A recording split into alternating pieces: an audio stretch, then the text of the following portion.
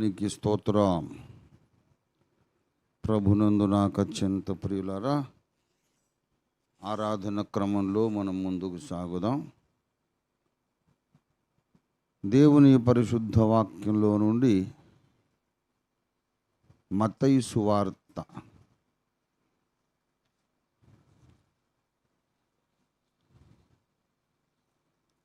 7వ అధ్యాయము మొదటి 2 వచనాలు చదువుదాం. మత్తయి సువార్త 7వ అధ్యాయం మొదటి 2 వచనాలు చదువుకుందాం. మీరు తీర్పు తీర్చకుడి, అప్పుడు మిమ్మును గూర్చి తీర్పు తీర్చబడదు. మీరు తీర్పు తీర్చకుడి, అప్పుడు మిమ్మును గూర్చి తీర్పు తీర్చబడదు. మీరు తీర్పు చొప్పుననే మిమ్మును గూర్చి తీర్పు తీర్చబడును. మీరు కొలుచు కొలత చొప్పుననే మీకును కొలవబడును. దేవుడి వాక్యమును మన వినికిడిలో ఆశీర్వదించునుగాక. చిన్న ప్రార్థన చేసి దేవుని సహాయం కొరకు వేడుకుందాం. ప్రేమ కలిగిన మా మహాపరిశుద్ధ తండ్రి, దిగిరండయ్యా, దయచేసి ఈ ఆదివారము కూడా మేము నీ యొక్క బల్లలో నీవు మా కొరకు నిర్ణయించినటువంటి నిత్య జీవార్థమైన ప్రభురాత్రి భోజన పరిశుద్ధ సంస్కారంలో పాల్గొనడానికి యోగ్యులుగా మమ్మను సన్నద్ధులను చేయమని ప్రార్థన చేస్తున్నాం. నీ వాక్యము పంపించండి, మమ్ము సిద్ధపరచండి, మాతో మాట్లాడండి. యేసు నామములో స్తుతించి ప్రార్థిస్తున్నాం తండ్రి, ఆమేన్. ప్రభునందు నాకు అత్యంత ప్రియులారా, యేసుక్రీస్తు ప్రభువు వారి బోధనలు విప్లవాత్మకమైనవి. యేసు ప్రభువు వారి బోధనలు ఆ కాలపు మహాజ్ఞానులకు ఆశ్చర్యాన్ని కలిగించినవి. ఇదే 7వ అధ్యాయము చివరి మాటలు మీరు చూస్తే 28, 29 వచనాలు చూస్తే, యేసు ఈ మాటలు చెప్పి ముగించినప్పుడు జనసమూహములు ఆయన బోధకు ఆశ్చర్యపడుచుండిరి. ఏలయనగా ఆయన వారి శాస్త్రుల వలె కాక అధికారము గలవాని వలె వారికి బోధించెను.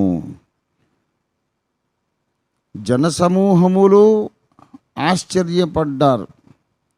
ఆ కాలపు యూదా మతాధికారులు కూడా బోధ చేస్తున్నారు. ఆ వరస వేరు, ఆ శైలి వేరు. కానీ యేసు ప్రభువు వారు అధికారము గలవాని వలె బోధించెను. అంటే వాళ్ళేమో అధికారం లేనోళ్ళలాగా బోధించారన్నమాట. వాళ్ళు చేసేది కామెంటరీ, వ్యాఖ్యానం చేస్తుంటారు. ధర్మశాస్త్రంలో ఏ మాట ఉంది, దీనికి అర్థం ఇలాగ ఉండొచ్చు అని వాళ్ళు ఒక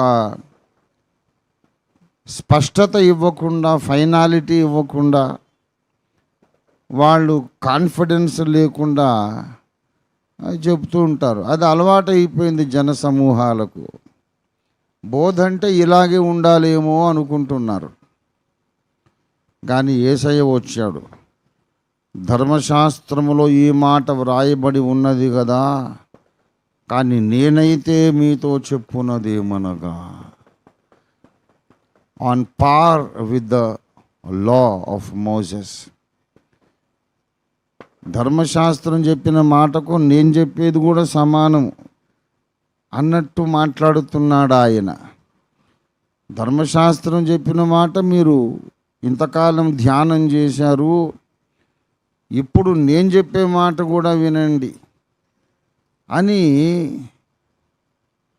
ఆయన అధికారముతో మాట్లాడడం జన సమూహానికి ఆశ్చర్యం కలిగించింది. మత్తయి 5వ అధ్యాయము చూడండి దయచేసి. 21 5:21 నరహత్య చెయ్యవద్దు, నరహత్య చేసిన వాడు విమర్శకు లోనగునని పూర్వీకులతో చెప్పబడిన మాట మీరు విన్నారు కదా. విన్నారంటే ఎక్కడ? పూర్వీకులతో చెప్పబడిన మాట ఎక్కడి నుంచి చెప్పబడింది? పూర్వీకులతో చెప్పబడిన మాట ఎక్కడి నుంచి చెప్పారు? అది పూర్వీకులంటే పాత నిబంధన కాలంలో బోధకులు ఎక్కడి నుంచి బోధించారు? మోషే ధర్మశాస్త్రము నుండి బోధించారు. మోషే ధర్మశాస్త్రము నుండి పాతకాలం యాజకులందరూ మీకు చెప్పిన ప్రసంగాలు విన్నారు కదా. నరహత్య చేయొద్దని చెప్పారు కదా. ఇప్పుడు నేను మీతో చెప్పున్నదేమనగా, సరే అవన్నీ విన్నారు, ఆ టైం అంతా గడిచిపోయింది. ఇప్పుడు నేను మీకు కొత్త సంగతి చెప్తా, వినండి. అదేమిటంటే, చంపేదాకా అవసరం లేదు. చంపితేనే నేరస్తుడు కాదు. సహోదరుని మీద కోపపడు ప్రతివాడు కూడా నరహంతకుడే, వాడు విమర్శకు లోనవుతాడు. ఒక మనిషిని ప్రాక్టికల్గా చంపేసినోడు విమర్శకు లోనవుతాడు. సహోదరుని మీద మనస్సులో కోపం పెట్టుకున్నా సరే విమర్శకు లోనవుతాడు. కోపం అనేది మనస్సుతో చేసే పని.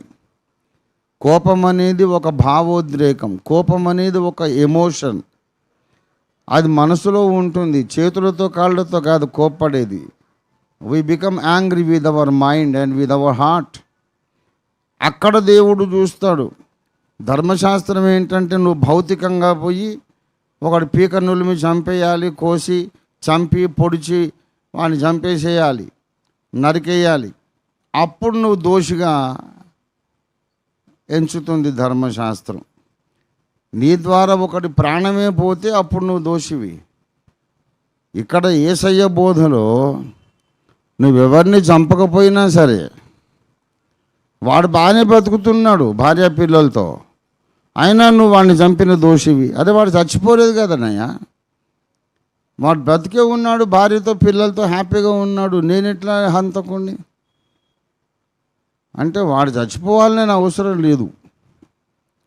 వాడు చచ్చిపోవడానికి దారి తీసేటటువంటి మనోభావాలు నీ లోపల ఉన్నాయి, విత్తనం స్టేజ్లో ఉన్నాయి. ఆ వేరు నీ లోపల ఉంది. ఈ కోపమే రేపు డెవలప్ అయి ఆవేశం పట్టజాలకపోతే మర్డర్ కూడా జరుగుతుంది. మర్డర్కు దారి తీసే భావోద్రేకం నీ లోపల ఉంది. అది సీడ్ లెవెల్లో ఉంది, గింజ విత్తనం లాగా. ఇంకా వృక్షం లేదు కానీ విత్తనం అయితే ఉంది. కనుక నువ్వు కూడా ఒక నరహంతకుని వరుసలో నువ్వు కూడా విమర్శకులు నవ్వుతావు. ఇది నేను చెప్పే మాట. మోషే చెప్పాడు, నువ్వు చంపితే దోషివి. నేను చెబుతున్నా, నువ్వు చంపకపోయినా మనసులో కోపం పెట్టుకుంటే నువ్వు దోషివి. మోషే ధర్మశాస్త్రానికి ఇంకా ఒక మెట్టు పైన మాట్లాడుతున్నాడు ఈయన. జనసమూహములు ఆశ్చర్యపడ్డారు. ఇదేంటండి, ఈయన అధికారము గలవాని వలె మాట్లాడుతున్నాడు. మోషే ధర్మశాస్త్రము కంటే పైమెట్టు మీద మాట్లాడుతున్నాడు. మా ధర్మశాస్త్రోపదేశకులు, మా నాయకులు, పరిసయ్యులు, లేవీయులు, శాస్త్రులు, వీళ్ళందరూ మాట్లాడిన దానికంటే పైమెట్టు మీద ఈయన మాట్లాడుతున్నాడు అని జనసమూహములు ఆయన బోధకు ఆశ్చర్యపడి. దేవునికి స్తోత్రం. అలాగా యేసు ప్రభువు వారు చెప్పిన ఆశ్చర్యకరమైన బోధల్లో ఒకటి మత్తయి 7:1.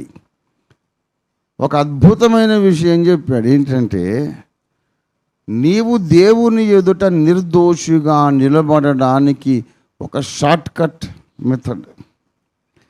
దేవుని ముందు నువ్వు నిలబడ్డప్పుడు నిర్దోషిగా ధైర్యంగా తలెత్తుకొని నిలబడ్డానికి ఒక మార్గం ఉపదేశిస్తున్నాడు ఆయన. ఎందుకంటే తీర్పు దినం అనేది మహాభక్తులకు కూడా భయంకరమైన దినం.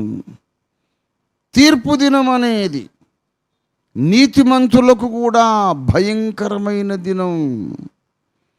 అక్కడ పోయిన తర్వాత మనం అనుకున్నట్టు ఉండదు అక్కడ సీను. ఓడలు బండ్లైపోతాయి, బండ్లు ఓడలైపోతాయి. అక్కడ నీకు కనపడేది కరుణామయుడు, దయామయుడు కాదు. ఖచ్చితంగా లెక్కలు అడుగుతాడు దేవుడు. నువ్వు దేహముతో జరిగించిన ప్రతి దానికి నువ్వు లెక్క చెప్పుకోవాలి. నీవు పెదవులతో పలికిన ప్రతి మాటకు లెక్క చెప్పుకోవాలి. ఏం మాట్లాడుతున్నావు దానికి నీవు లెక్క చెప్పుకోవాలి. నువ్వు శరీరంతో చేసిన ప్రతి కార్యానికి లెక్క చెప్పుకోవాలి. మత్తయి సువార్త 12వ అధ్యాయము 36వ వచనము చూడండి. మత్తయి సువార్త 12:36. నేను మీతో చెప్పునదేమనగా, మనుషులు పలుకు వ్యర్థమైన ప్రతి మాటను గూర్చియు విమర్శ దినమున లెక్క చెప్పవలసి ఉండును. God is recording whatever you are speaking, you are uttering. నువ్వు అనుకుంటావు నోటుకొచ్చినట్టు లొడలొడలొడ మాట్లాడుతుంటారు కొంతమంది. Your speech is being recorded by God, by angels. నువ్వేం మాట్లాడుతున్నావు మొత్తం రికార్డ్ అవుతుంది. ఖబర్దార్. నీకు నచ్చనోళ్ళను గూర్చి దుష్ప్రచారాలు చేయడం, ఆవిడ ఆమె అంత సరైనది కాదండి, ఐ డోంట్ లైక్ హర్, అంత మంచి క్యారెక్టర్ కాదండి. అవునా, మంచి క్యారెక్టర్ కాదా? మరి అట్లాంటివి వినడానికి కదా నేను పుట్టింది, నా జీవిత ధ్యేయం అదే. ప్లీజ్ ప్లీజ్ ప్లీజ్ ప్లీజ్ చెప్పండి చెప్పండి చెప్పండి, ఎందుకు మంచిది కాదు, ఏమేమి చెడ్డతనం ఏం చేసింది ఆమె, మనకెందుకులేండి, దేవుడు చూసుకుంటాడు, మనకు అనవసరం. వీడు చెప్పినట్టు కాదు, చెప్పనట్టు కాదు, ఒక అనుమానం క్రియేట్ చేసి వదిలేస్తాడు. ఆవిడ అంత కరెక్ట్ కాదండి, అయినా మనకెందుకు లేనట. మరి మనకెందుకు లేండి అన్నాడు ముందే చెప్పకుండా ఉండాలి కదా. మనకెందుకు అన్నవాడు, దేవుడు చూసుకుంటాడన్నవాడు ఆమె సరైంది కాదని మాత్రం ఈ మాట ఎందుకు అనాలి? అది దేవుడు చూసుకోడా? అంటే అవతల మనసులో చిన్న అనుమానం పుట్టించి డీటెయిల్స్ చెప్పడు. ఇక ఆ అనుమానానికి వాళ్ళు మసాలా కలుపుకొని వాళ్ళే ఒక స్టోరీ క్రియేట్ చేసి ఇక ఆనోరు దాటి ఊళ్ళు దాటి జిల్లాలు దాటిపోయేసరికి అసలు మొత్తం దాని రూపమే మారిపోయి ఒక కొత్త పురాణం సృష్టింపబడుతుంది. అందులో ఏం ఫ్యాక్ట్ కాదు. ఎవరు పుట్టించారంటే, నీకెవరు చెప్పారంటే పలానోళ్ళు. నువ్వు చూసావా అంటే కాదు కాదు పలానోళ్ళు చెప్పారు. నువ్వు చూసావా అంటే కాదు కాదు 100 నోళ్ళు దాటేసరికి ఎన్నడూ జరగని ఒక విచిత్రమైన చరిత్ర అందరూ చెప్పుకుంటుంటారు. దీనికి మూల కారణం ఏంటంటే ఒక కేర్లెస్ స్టేట్మెంట్. ఏమండి, అందరి మీద అలాంటివి ఉన్నాయి, నా మీద కూడా మాట్లాడతారు. నాకు తెలుసు, పైకి పోయిన తర్వాత వీళ్ళ సంగతి ఎలాగుంటుందో నాకు తెలుసు. అయిపోదు, ఇక్కడ మాట్లాడగానే 10 మందిలో ఒక నల్లరు చేయగానే కథ అయిపోదు, కథ మొదలవుతుంది. ఆ కథ ఇప్పుడు మొదలవుతుంది బాబు. తీర్పు దినాన నువ్వు ఏ స్టేటస్లో నిలబడతావో నువ్వు ఇక్కడ పునాదులు వేసుకుంటున్నావు. జాగ్రత్త. నోరుంది కదా అని మాట్లాడేసేయకూడదు, జాగ్రత్త. మలాకీ గ్రంథం 3వ అధ్యాయం, మలాకీ 3వ అధ్యాయము 16వ వచనం చూడండి. దయచేసి 3:16. అప్పుడు యెహోవా యందు భయభక్తులు గలవారు ఒకనితో ఒకడు మాట్లాడుకొనుచుండగా యెహోవా చెవి యొగ్గి ఆలకించెను. చెవిని నిర్మించినవాడు వినకుండునా? కంటిని నిర్మించినవాడు కానకుండునా? యెహోవా యందు భయభక్తులు గలవారే, ప్రార్థన చేసేవాళ్లే, వాక్యం ఎరిగిన వాళ్ళే, వాక్యాన్ని బోధించేవాళ్లే ఇద్దరు కూడి ఒకళ్ళతోనొకళ్ళు మాట్లాడుకుంటున్నారట. మాట్లాడుకుంటే దేవుడు ఏమనుకున్నాడంట, ఏదోలే వాళ్ళ బాధ లేదో వాళ్ళు చెప్పుకుంటున్నారు, నాకెందుకులే అనుకోడు. స్పెషల్ ఇంట్రెస్ట్ ఆయనకు. వీళ్ళిద్దరూ నన్ను ఆరాధించే వాళ్ళు నా పిల్లలేగా, నేను విమోచించిన వాళ్ళే కదా, వాళ్ళు ఏం మాట్లాడుతున్నారో నేను చూడాలని చెవి యొగ్గి వింటున్నాడు. ఈ దృశ్యం నీ కళ్ళ ముందు, నీ మనస్సులో నువ్వు ముద్రించుకోవాలి. Whenever you open your mouth, your mind must see this picture. Brother రండి కొంచెం మాట్లాడదాం, ఒక విషయం చెప్పాలి. వాడు పిలవగానే నీ కళ్ళ ముందుకు చెవి యొగ్గి వింటున్న యెహోవా దేవుడు రావాలి. మీరు మాట్లాడేసుకుంటే సరిపోదు, ఆయన వింటున్నాడు. వినడమే కాదు, అప్పుడు జ్ఞాపకార్థముగా ఆయన యందు భయభక్తులు కలిగి ఆయన నామమును స్మరించుచు ఉండు వారికి జ్ఞాపకార్థముగా ఒక గ్రంథము ఆయన సముఖములో రాయబడెను. అన్నీ రాస్తాడు ఆయన, రాస్తాడు, రికార్డు చేస్తాడు. ప్రియులారా, నోరుంది కదా అని ఇష్టానుసారంగా మాట్లాడడం కాదు. ఆ విమర్శ దినమున నీ ప్రతి మాట, వ్యర్థమైన ప్రతి మాటను గూర్చి విమర్శ దినమున లెక్క ఒప్పజెప్పవలసి ఉండును. నాకు ప్రాస్టేట్ క్యాన్సర్ అయ్యి నేను కెమోలు తీసుకొని ఏదో సచ్చి బతికి నేను ఉంటే మన ఇంటికి ఒక అమ్మగారు వచ్చారు. ఆమె కూడా నర్సేనట, ఆమెకు తెలుసు, రిటైర్డ్ హెడ్ నర్సు, చాలా పెద్ద ఆవిడ, మెడికల్ నాలెడ్జ్ ఉంది. నా పరిస్థితి చూసామే అన్నదంట. ఎవరు ఏంటని అడగకండి, చెప్పొచ్చు కానీ బాగుండదు. అబ్బుల్ గారితో అన్నదట, అయ్యగారి పరిస్థితి ఏమో ఇంత దారుణంగా ఉంది. ప్రాస్టేట్ క్యాన్సర్ అంటే నాకు తెలుసండి మనిషి ఎట్లా ఉంటాడో. నేను హెడ్ నర్స్ని, నాకు తెలుసు మెడికల్ నాలెడ్జ్. ఈయనకు 3 భార్యలు అని వైజాగ్లో నాకు చెప్పారండి, కొందరు పాస్టర్లే చెప్పారట. నాకు 3 భార్యలట. సరే, ఒకవేళ నిజంగానే 3 ఉంటే, పోనీ ఒకతైనా ఉంటే, అందరికంటే ముందు నా దగ్గర ఉండి నా ముందు ఉపదేశం వినే మీకు కనపడాలనా, వైజాగ్ వాళ్ళకి కనపడాలా? 24 గంటలు మనం కలిసి వాక్యం ధ్యానిస్తున్నాం, ప్రభువుని ఆరాధిస్తున్నాం, సేవా కార్యక్రమాలు చేస్తున్నాం. నేను ఎవరైనా ఒక స్త్రీతో నేను జీవిస్తూ ఉంటే ఆమె ఏమైనా ఆత్మ, లేకుంటే దెయ్యమా, భూతమా, అదృశ్య రూపిణ, దేవదూతనా మీకు తెలియదు.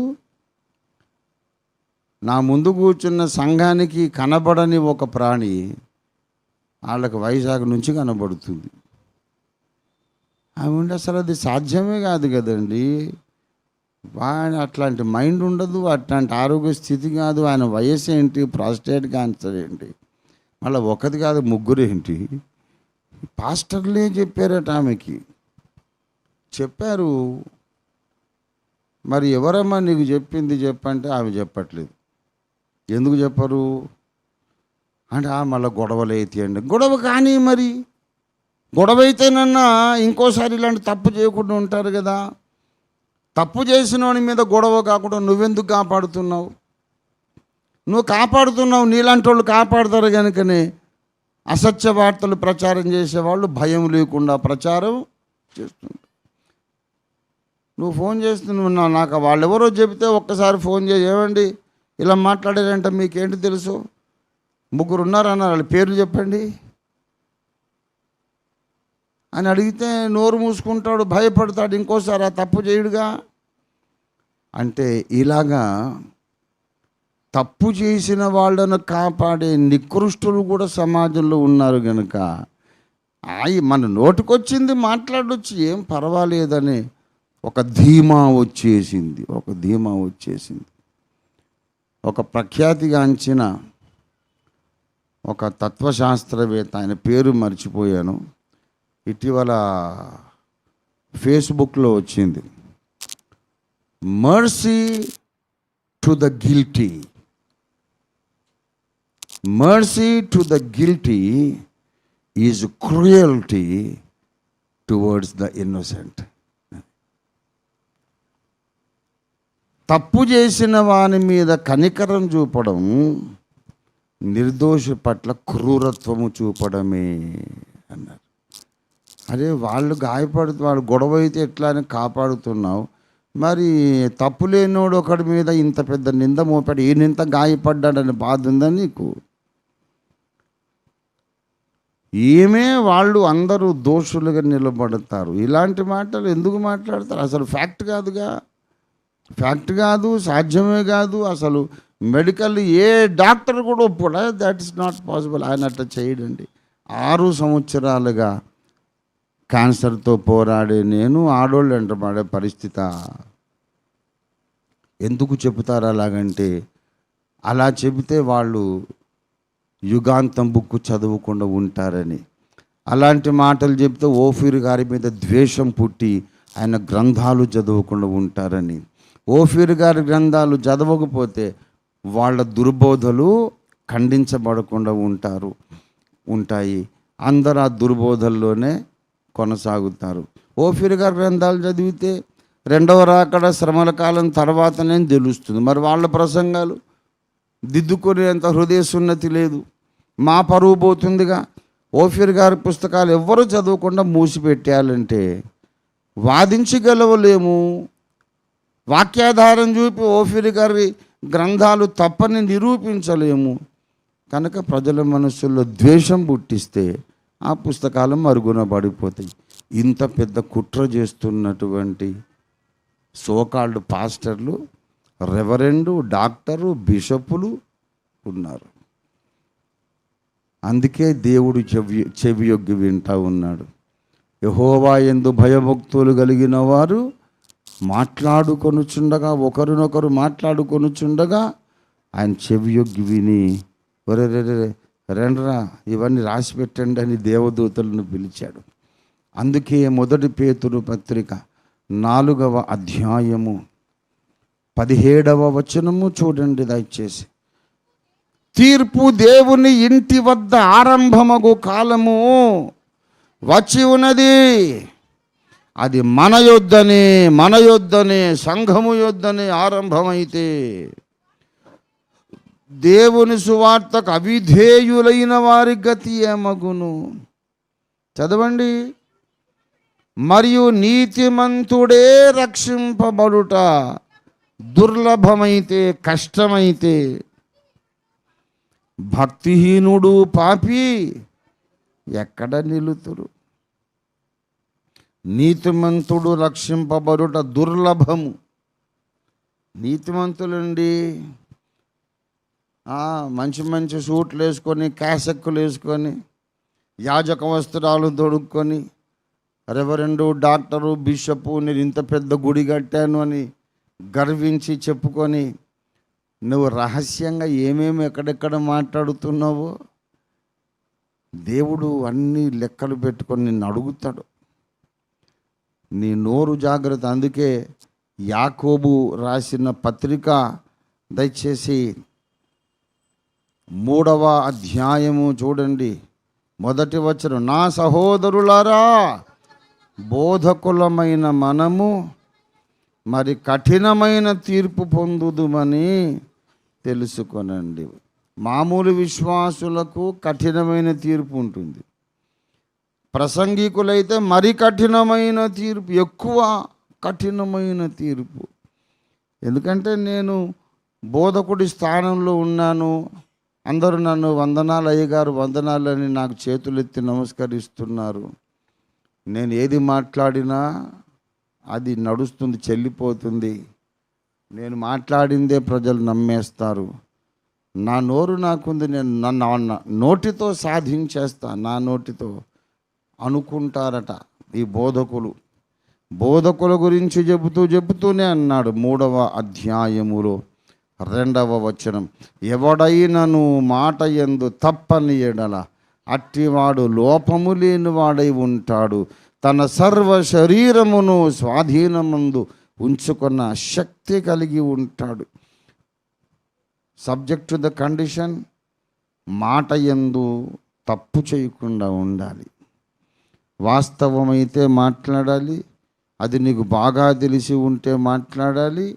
తెలిసినా సరే వినేవాళ్లకు క్షేమాభివృద్ధి కలుగుతుంది అనుకుంటేనే మాట్లాడాలి. వినేవాళ్ళకు క్షేమాభివృద్ధి కలిగించనిది అది వాస్తవమైన మాట్లాడకూడదు. మా జేకబ్ తాతగారు నేర్పిన అమూల్యమైన పాఠం నేను మీకు నేర్పుతున్నా. జ్ఞాపకం పెట్టుకోండి జీవితకాలం. తాతగారు చాలా చిలిపి భక్తుడు. బాగా సెన్స్ ఆఫ్ హ్యూమర్ ఉంది ఆయనకి. ఎప్పుడు అందరినీ జోక్లేసి నవ్విస్తూ ఉండేవాడు. ఓసారి ఒక విషయం చెప్పాడు మాకు.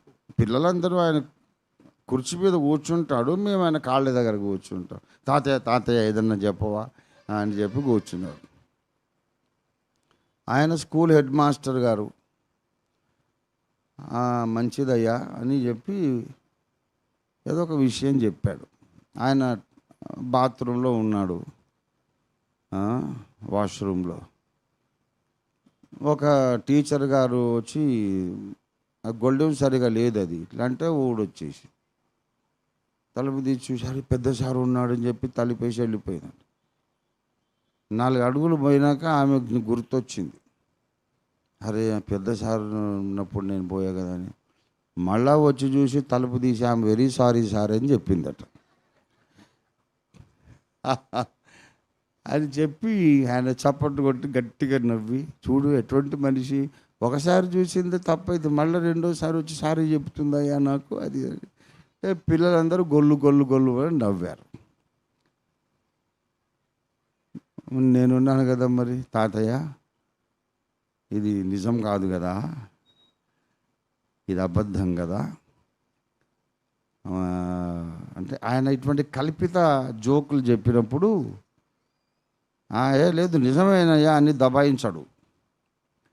ఏమంటాడంటే ఇది నిజం కాదు కదా, వాస్తవం కాదు కదా, కల్పించావు కదా అంటే, ఎందుకు నాయనా అట్లా జరిగే అవకాశం లేదా అని అంటాడు అనమాట.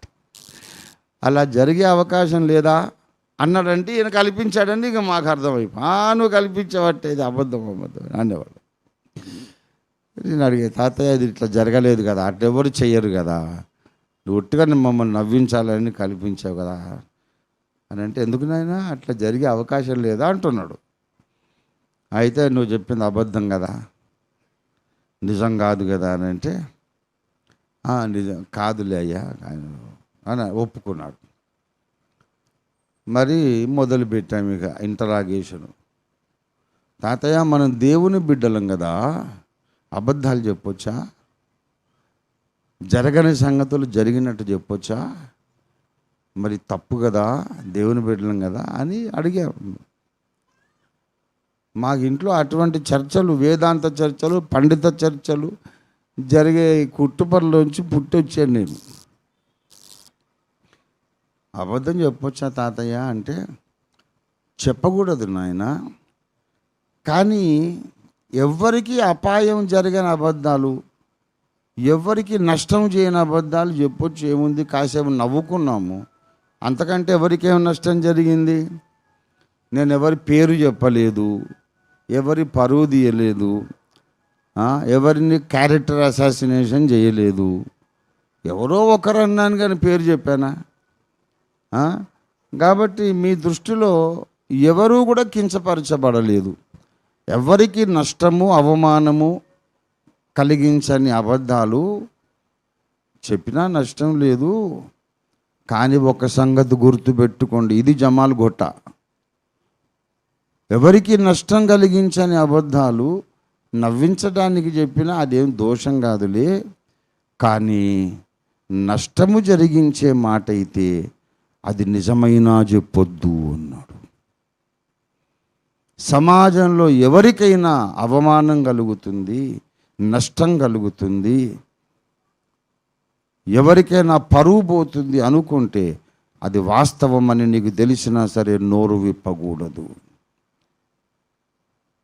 ఎంత పెద్ద పాఠం!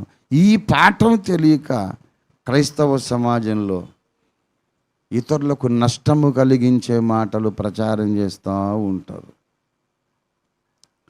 ఏమండి, ఎంతమంది దైవజనుల మీద దుష్ప్రచారాలు చేశారు. ఇక ఇది ఫైనల్ స్టేజ్ అన్నమాట. ముందు అన్ని రకాలుగా ఇబ్బంది పెడతారు. దేవుని మీద విశ్వాసం కలిగిన వాళ్ళు పట్టించుకోరు. ఎన్ని ఇబ్బందులు పెట్టినా, ఆర్థిక ఇబ్బందులైనా, మరి ఆహారం దొరక్కపోయినా, పస్తులుండైనా, నిద్రాహారాలు లేక కష్టపడి సువార్త ప్రకటించి ఆత్మలు సంపాదిస్తూ ఉంటారు. ఎన్ని ఇబ్బందులు పెట్టినా వీడు వెనక్కి తగ్గడం లేదు కనుక ఇక ఈజీగా వీడిని అందరి ముందు అల్లరి పెట్టాలంటే, అందరి ముందు నీచపరచాలంటే వీడి మీద ఒక ఏదైనా లైంగిక సంబంధమైన నేరం మోపాలి. ఇది ముందు పుట్టించేది ఎవరంటే సాటి పాస్టర్లే. మళ్ళీ వాడు ప్రసంగాలు కూడా చేస్తుంటాడు. అందరం కలిసి ఉండాలి, ప్రేమగా ఉండాలి, ఒకరినొకరు గౌరవించుకోవాలి అంటుంటాడు. కానీ వాడు మాత్రం ఆచరణలో తాను చెప్పే బోధకు వ్యతిరేకంగా బోధకులు అనేకులు ఆ విధంగా ప్రవర్తిస్తున్నారు గనుక బోధకులమైన మనము మరి కఠినమైన తీర్పు పొందుతాము. విశ్వాసులు కూడా తీర్పు పొందుతారు. ఎవరైనా మీకు తెలిసి అబద్ధ వార్త ప్రచారం చేస్తుంటే వాడిని తీసుకొచ్చి అందరి ముందు ఎక్స్పోజ్ చేయాలి. ఎవరు చెప్పారంటే చెప్పాలి, ఫలానోడు చెప్పాడని. అప్పుడు వాడు తోలు తీస్తారు పోయి సత్య సంబంధులు. ఆ ప్రచారం అంతటితో ఆగిపోతుంది. ఇంకొకటి తప్పు చేయకుండా ఉంటాడు. ఫలానోళ్ళు చెప్పారని చెప్పకుండా వాళ్ళను కవర్ చేసే వాళ్ళందరూ కూడా ఆ పాపములో పాలిభాగస్తులే. మర్డర్ చేయకపోయినా కత్తి అందించినోడు కూడా ఆ హత్యలో వీడు భాగస్తుడే. గనుక హత్య చేయొచ్చనే ధైర్యం పుట్టించినోడు కూడా హంతకుడే. హత్యలో వీడు కూడా నేరస్తుడే. గనక మాటలు చాలా జాగ్రత్త. మాటలు దేవుడు అన్ని మాటలు లెక్క పెట్టుకుంటున్నాడు. కొన్నిసార్లు నాకు కోపం వచ్చి ఎవరి గురించైనా ఏదైనా మాట్లాడాలి అనుకుంటే ఒక్కొక్కసారి నేను వాడి సంగతి అంతా చెప్పేస్తాను నేను అని కోపం వచ్చి వాళ్ళ గురించి నేను చెప్పాలనుకునే అసలు కథే తెలుసు నాకు. వాళ్ళు చేసిన అసలైన పాపాలే తెలుసు. అడ్రస్సు, ఆ డేటు, ఆ ఊరు మొత్తం చెప్తా. ఎక్కడెక్కడ ఏమేం చేశాడు నాకు తెలుసు. నేను చెప్తా అనుకొని చెప్పాల్సి వచ్చినప్పుడు వెంటనే నా ముందుకు పెన్ను పట్టుకొని ఒక చెయ్యి వస్తుంది. చెప్పరా, నేను ఇక్కడ రాస్తాను, నువ్వు ఇలాంటి మాటలు మాట్లాడేవని. మరి దేవుని కొడుకునే కదా. కొన్నిసార్లు నేను ఫలానోళ్ళ సంగతి చెప్పాలి వీళ్ళకని అనిపించినప్పుడు ముందు దేవుని చెప్తాను. దేవుడా, నువ్వు పెన్ను రెడీ చేసుకొని నేను చెప్తున్నాను, నువ్వు రాసుకో. న్యాయపీఠం ముందు వచ్చి దీని లెక్క చెప్పుకుంటా నేను చెప్పి అప్పుడు చెప్తాను. నేను చెప్తే నువ్వు రాస్తానన్నావు కదా, నువ్వు రాయాలనే చెప్తున్నా, నువ్వు రాసుకో. పైకి వచ్చినాక నన్ను లెక్క అడుగు. లెక్క చెప్పడానికి ప్రిపేర్ అయ్యి నేను ఈ సంగతి చెప్తున్నాను. Because I'm telling the fact. ఎందుకంటే వాడు నాకు చాలా డ్యామేజ్ చేశాడు. చాలాసార్లు క్షమించాను. ఇక క్షమించడం కూడా తప్పే. I will expose him. తప్పనుకుంటావా, అడుగు, పైకి వచ్చినాక నేను జవాబు చెప్పుకుంటా అని దేవుణ్ణి నేనే పిలిచి రాయమని చెప్పి మాట్లాడతా. అంత ధైర్యం నాకు. ఇది కూడా దేవుడు వింటున్నాడు. ఈ మాట కూడా రాస్తున్నాడు. దీని కూడా లెక్క అడుగుతాడు. తెలుసు నాకు. ఏది మాట్లాడినా ఆయన రాస్తున్నాడు అనే జ్ఞానము కలిగి మాట్లాడాలి. లేకపోతే మాత్రం తోలు ఊడిపోద్ది. అక్కడ పైకి వెళ్ళిన తర్వాత మామూలుగా ఉండదు విషయం. మన మాటలను గూర్చి లెక్క చెప్పాలి. అలాగే 2వ కొరింథీ 5వ అధ్యాయము ప్రకారము దేహముతో జరిగించిన ప్రతి కార్యము యొక్క ఫలము మనం పొందాలి. 2వ కొరింథీ 5:10 ఎందుకనగా తాను జరిగించిన క్రియల చొప్పున అవి మంచివైనా సరే చెడ్డవైనా సరే అంటే భక్తులు చేసే శరీర క్రియలలో మంచి పనులు ఉన్నాయి, చెడ్డ పనులు కూడా ఉన్నాయి. విశ్వాసులు భక్తులు చేసే పనులలో మంచి పనులు ఉన్నాయి, చెడ్డ పనులు కూడా ఉన్నాయి. God is writing both these activities. నువ్వెంతకాలము ప్రార్థన చేశావు, ఎంతసేపు మోకరించావు, ఎన్నిసార్లు బైబిల్ చదివావు, ఎంతమందికి నువ్వు సువార్త ప్రకటించావు, ఎన్ని ఆత్మలు సంపాదించావు, దేవుని కొరకు ఎంత ధనాన్ని, నీ స్వార్జితాన్ని, కష్టార్జితాన్ని ఎంత దేవునికి సమర్పించావు, ఎంత దాచుకున్నావు, రాసుకుంటాడు ఆయన.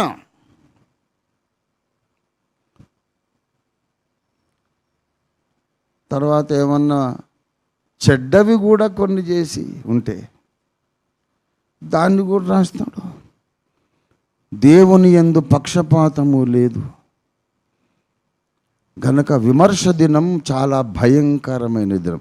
ఈ ప్రసంగం మొదలు పెడితే ఏమన్నా నేను, విమర్శ దినము, తీర్పు దినము భక్తులకు కూడా భయం కలిగించే దినం. అయితే యేసయ్య ఒక అద్భుతమైన విషయం చెబుతున్నాడు. ఏంటంటే, మీకు తీర్పు తీర్చబడకుండా ఉండాలంటే ఒక మార్గం ఉంది. తీర్పే గనక మీరు తీర్చితే మీకు కూడా తీర్పు తీర్చబడుతుంది. మీరు తీర్పు తీర్చకూడదు. Do not judge anyone. వాడిట్లా కదా, వీడట్లా కదా, వీడట్లా అనేది ఆ చెత్త పనికి మాలిన వాగుడు మానుకోవాలి. నువ్వేం పండితుడు అయిపోవు. ఫలానా భక్తుడు తప్పు చేశాడు, ఫలానా భక్తుడు ఇట్లా అంటున్నావంటే నువ్వు మేధావివి కావడం లేదు, నువ్వు వెధవ అయిపోతున్నావు. Yes, I say those words consciously. You are becoming a stupid.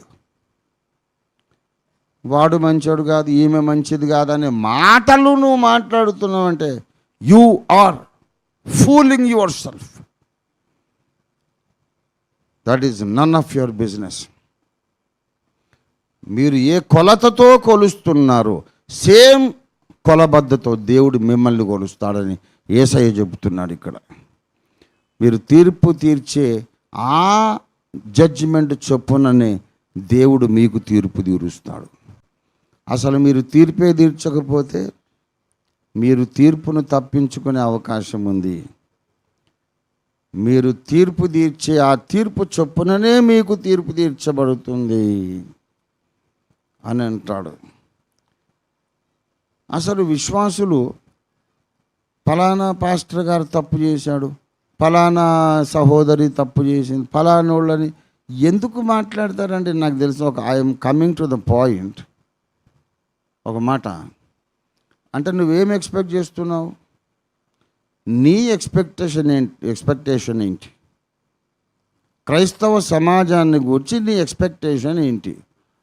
Are you expecting to find someone who never committed a mistake? ఎప్పుడు ఏ తప్పు చేయని వాడే క్రైస్తవుడు అనే సిద్ధాంతం నీకుందా? గుండెల మీద చేసుకొని ప్రతి క్రైస్తవుడు నాయకుడు సమాధానం చెప్పాలా? నీ ఉద్దేశం ఏంటి? నీ జడ్జిమెంట్ ఏంటి? నీ అసెస్మెంట్ ఏంటి? Do you think or do you believe that a true Christian is a person who never commits any mistake? అట్లా ఉందా నీ నమ్మకం? రెండవ క్వశ్చన్, గుండెల మీద చేసుకో నేనెప్పుడు ఏ పొరపాటు చేయలేదని నువ్వు చెప్పగలవా? ఈ రెండిట్లో ఏ మాట నువ్వు చెప్పినా సరే నువ్వు బైబిల్కి అగెయిన్స్ట్గా మాట్లాడుతున్నావు. లేఖనం నిన్ను ఖండిస్తుంది. ఈ రెండింటిని బైబిల్ ఒప్పుకోదు. నేనెన్నడూ ఏ తప్పు చేయలేదని నువ్వు గుండెల మీద చేసుకొని చెప్తే బైబిల్ ఒప్పుకోదు.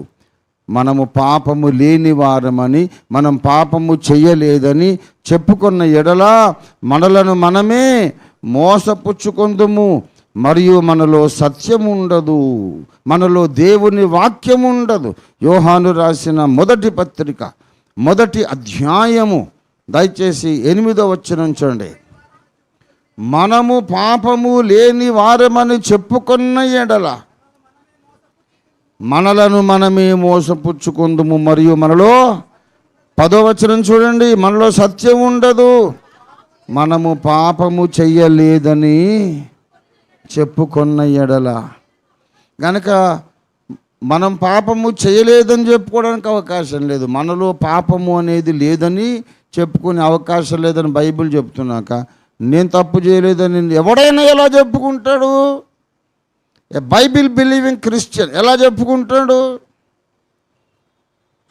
సరే, అసలు ఏ తప్పు చేయని వాడే క్రైస్తవుడండి అనే స్టేట్మెంట్ కూడా బైబిల్కు విరోధమే. ఎందుకంటే బైబిలే చెబుతుంది, యాకోబు 3:2లో మనమందరమును అనేక విషయములలో తప్పిపోవచ్చున్నాము. మనమందరము, every Christian believer, every redeemed and saved person is stumbling in many aspects and many occasions, in many ways. చాలా సార్లు, చాలా పద్ధతుల్లో, వేరే వేరే సందర్భాలు, వేరే వేరే రకాలుగా మనం తొట్టిల్లుచున్నాం. మనమందరం అన్నాడు, మనలో కొందరు కాదు, మనమందరం, ఆల్ ఆఫ్ us అందరము తప్పిపోతున్నామని బైబిల్ చెప్పినాక అసలు తప్పిపోయినోడే క్రైస్తవుడు అండి అనే నువ్వు విధవ కాదు మరి?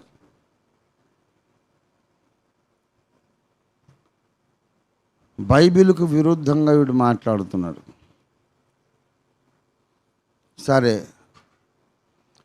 అసలు ఎన్నడూ ఏ విషయంలోనూ తప్పిపోని వాడే విశ్వాసి అనే కాన్సెప్ట్ ఉంటే ప్రభురాత్రి భోజనానికి ముందు ఒప్పుకునే సమయం ఎందుకు ఇస్తున్నారు? 1 కొరింథీ 11:28లో కాబట్టి ప్రతి మనుషుడు తన్ను తాను పరీక్షించుకొనవలెనని ఎందుకు రాశాడు? ఎందుకు పరీక్షించుకోవాలి చెప్పండి? తప్పు జరిగే అవకాశం ఉండింది కనుక పరిశీలించుకోవాలనా, లేకుంటే అసలు తప్పు చెయ్యని వాడు క్రైస్తవుడు అనుకుంటే అప్పుడేం పరీక్షించుకోవాలి? You must examine yourself, because in all possibility and probability you might have stumbled in the last week. పోయిన వారం మాటతోనో తలంపుతోనో నీవెక్కడో ఒక తప్పు చేసి దేవునికి దుఃఖము కలిగించి ఉండే అవకాశం 100%, 200% ఉన్నది కాబట్టే కదా పరీక్షించుకోవాలి. విశ్వాసులు ఏ తప్పు చేయరు అనుకుంటే స్వపరీక్ష అవసరమా? చెప్పండి. విశ్వాసులు తప్పు చేయరు అనుకుంటే స్వపరీక్ష అవసరం లేదు. Self examination is not needed. Any Christian who is judging somebody else is illogical. His mindset is anti-biblical. తర్కము లేదు, హేతువు లేదు, వాక్య విరుద్ధమైన ఆలోచన విధానం కలిగిన విధవ అయితేనే వాడు ఇంకొన్ని తీర్పు తీరుస్తాడు. Anybody who is judging others is not honest. He is not being honest with his own self. He is not being honest with the Holy Scriptures. తనతో తాను యథార్థంగా లేడు, లేఖనాలతో యథార్థంగా లేడు. నేను ఎన్నోసార్లు ప్రశ్నించా, ఏ తప్పు చేయనోడే భక్తుడు అని అంటే మరి దావీదు రాసినటువంటి కీర్తనల గ్రంథం ఎందుకు చదువుతున్నావురా నువ్వు? సొలొమోను రాసిన పరమగీతం ఎందుకు చదువుతున్నావు? ప్రసంగి నీకెందుకు? సామెతలు నీకెందుకు? సమాధానం లేదు. There is no logic at all. అది ఆ యుగం వేరు, ఈ యుగం వేరు. ఎందురా యుగం వేరు? కొత్త నిబంధనలోనే యేసయ్య చెప్పాడు, ప్రకటన 22:16లో, I am the root of David. నేను దావీదుకు వేరునై ఉన్నాను. I am the offspring of David. నేను దావీదు యొక్క చిగురునై ఉన్నాను. కొత్త నిబంధనలోనే ఆయన దావీదు కుమారుడు. దావీదు దేవుని సంకల్పము చొప్పున సేవ చేసి తన తరము వారికి సేవ చేసి నిద్రించెను. దావీదు ప్రవక్త అయి ఉండనని కొత్త నిబంధనలో చెబుతున్నాడు. మరి దావీదు వచ్చి మరి ఇప్పుడు తీసుకొని వస్తే ఎవడైనా ఆయనను భక్తుడిగా అంగీకరిస్తాడా అంటే మాకు అదంతా డీటెయిల్స్ అవసరం లేదు సార్. కానీ 23వ కీర్తన నన్ను చాలాసార్లు ఆదరించిందండి. 103వ కీర్తన నన్ను చాలా బలపరిచిందండి. నాకు 51వ కీర్తన చదువుకొని ఎన్నోసార్లు నేను బలపరచబడి నేను పైకి లేవనెత్తబడ్డానండి.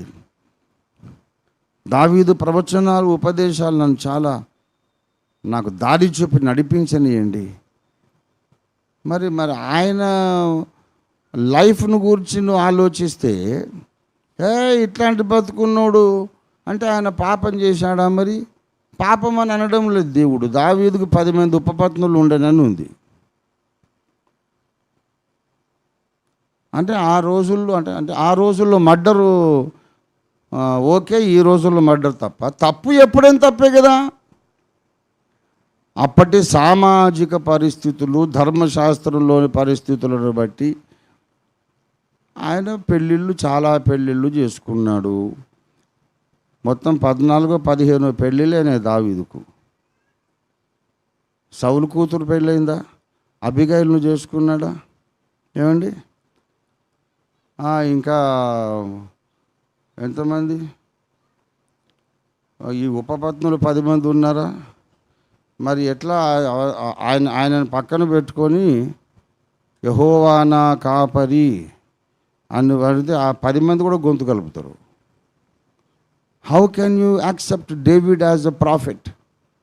మళ్ళా ఆయనను యేసయ్య ఉండి నా తండ్రి నేను దావీదు కుమారుణ్ణి అంటాడు. ఎందుకు దేవుడు ఇటువంటి సిచ్యువేషన్ రాసి పెట్టాడు తెలుసా? అసలు తీర్పు తీర్చాలంటే నీలో వణుకు పుట్టాల. తీర్పు తీర్చాలంటే నీలో భయం పుట్టాల. You don't know. దావీదు సిచ్యువేషన్ నీకు తెలియదు, తీర్పు తీర్చకు. దావీదు షూస్లో నువ్వు కాళ్ళు పెట్టి ఆయన పాత్రలో నువ్వు నిలబడితే అప్పుడు అర్థమవుతుంది ఏమి జరిగిందో, ఎందుకు జరిగిందో. నీకు తెలియదు కాబట్టి నువ్వు జడ్జ్ చేయొద్దు. ఎవరిని తీర్పు తీర్చొద్దు. కానీ వ్యక్తిగత జీవిత విషయాలలో తీర్పు తీర్చొద్దు. కానీ బోధల విషయములో తప్పకుండా తీర్పు తీర్చాలి. Judge the doctrines and teachings. Judge the moral teachings and standards. సిద్ధాంతపరమైన సంస్కరణ రావాలంటే, దుర్బోధలు పెళ్ళగించాలి, సత్యబోధను స్థాపించాలంటే ప్రతి బోధను మనం పరీక్షించాలి. ఈ బోధ రైట్ కాదు, ఈ బోధ సత్యం అని తీర్పులు తీరుస్తూ ఉండాలి. అప్పుడే సంస్కరణ జరుగుతుంది.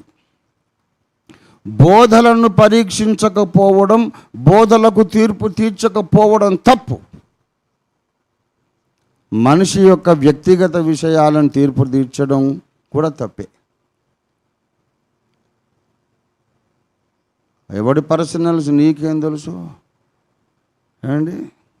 నీకు తెలియదు. చాలామంది ఆయన భార్యను వదిలిపెట్టారు. ఎదవా, నేను వదిలిపెట్టలేదు రా, వాళ్ళు వదిలిపెట్టారు. వదిలిపెట్టిన వాళ్ళని పోయి అడగాలి. మానకుండా ప్రతిరోజు నువ్వు సువార్త ప్రకటించి ఆత్మలు సంపాదించే దైవజనుణ్ణి, ఇన్నేళ్ల వయసు వచ్చిన రాత్రింబగళ్ళు నిద్రాహారాలు లేకుండా పనిచేస్తున్న దైవజనుణ్ణి ఎందుకు వదులుకున్నావని చెప్పి నువ్వు అడగాలి. వదిలిన వాళ్ళను. నువ్వు భార్యను వదిలేశాడంటే ఏంటి? ఆమెను కుందేలా బాత్ పిల్లని ఆమె వదలటానికి. కుక్కను కూడా వెళ్ళిపో అంటే పోతుంది, కొయ్యమని చుట్టే తిరుగుతుంటుంది.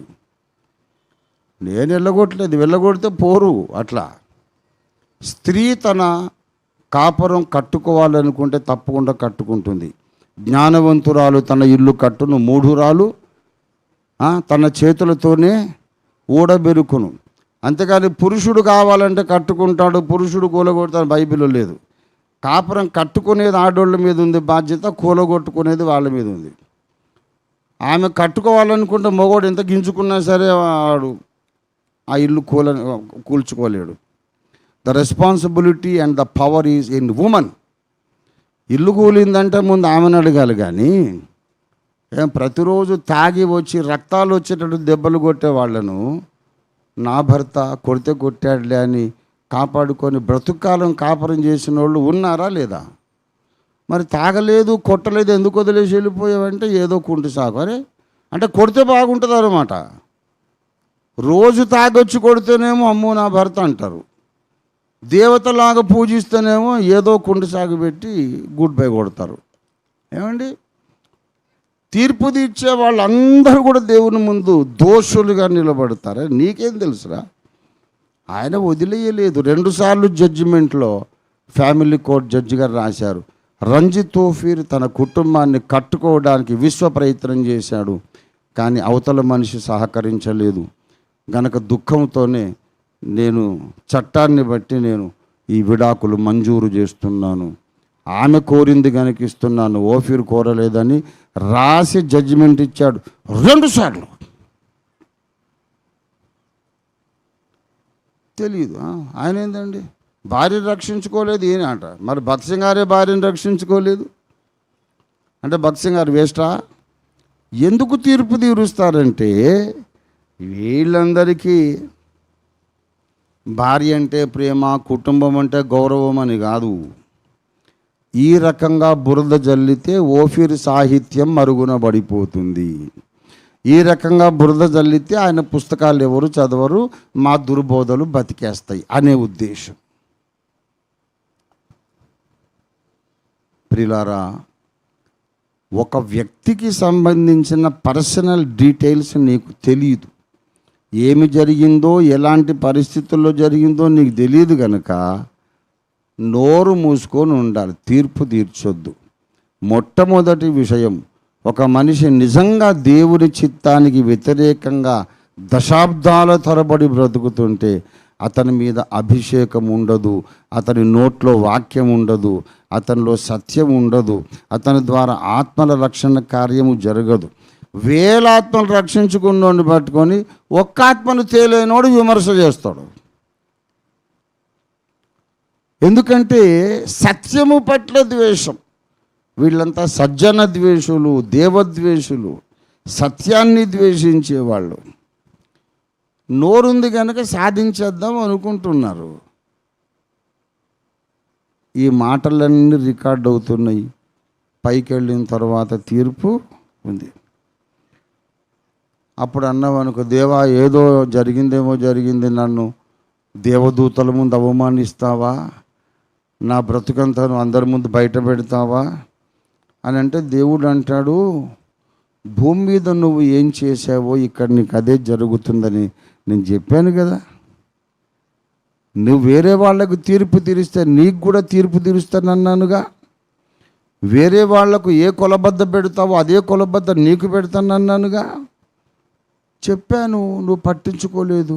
నువ్వేమనుకున్నావంటే నేనైతే తీర్పు తీరుస్తాను, దేవుడు నాకైతే తీర్పు తీర్చొద్దు. నేను చేస్తే దేవుడు అడగొద్దు, కానీ వేరే వాళ్ళు అన్నీ నేను అడుగుతా. నేను చేస్తే సంసారం, వేరే వాడు చేస్తే వ్యభిచారం అనే డబుల్ స్టాండర్డ్స్ పెట్టుకొని బతికాడు. క్రీస్తు న్యాయపీఠం ముందు కఠినమైన తీర్పు తీర్చబడుతుంది. అసలు రక్షణ నీకు ఉండడమే కష్టమట. అక్కడి నుంచి అగ్నిగుండానికి విసిరేస్తాడేమోనని భయానక పరిస్థితి వస్తుంది. బైబిల్లో మాటలు చెప్పానా, నేను కొత్తగా రాసుకొచ్చిన మాటలా చెప్పండి. ఇవి నీతిమంతుడే రక్షింపబడుట దుర్లభమని బైబిల్లో ఉందా లేదా?